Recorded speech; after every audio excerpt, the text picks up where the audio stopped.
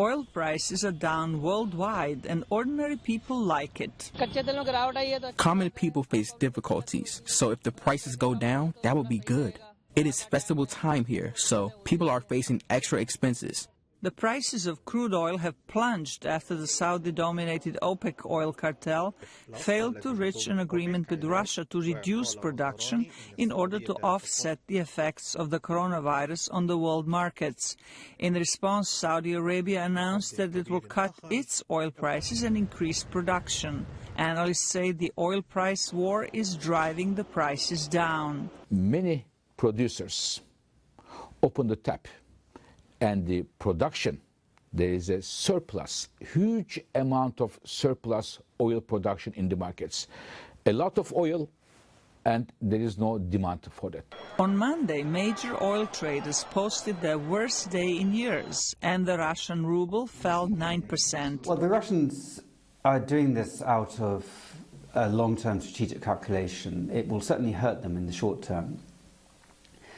But their view is that by doing this, they can sufficiently damage the financial health of US shale oil producers.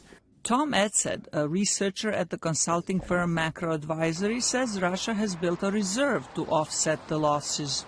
They have a war chest of about 150 billion rubles built up in the National Reserve Fund, the National Wealth Fund.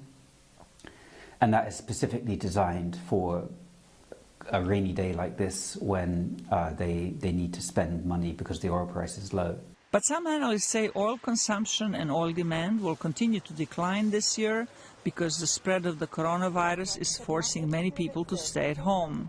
For the first time, more than 11 years of time, we have expected for this year, for 2020, oil demand, oil consumption will decline.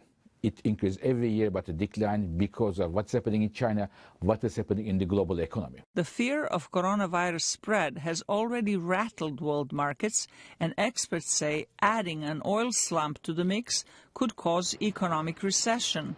The head of the International Energy Agency is calling for solidarity among nations big and small because he says the collapse of one economy could affect the global economy. Zlatica Hoke, VOA News, Washington.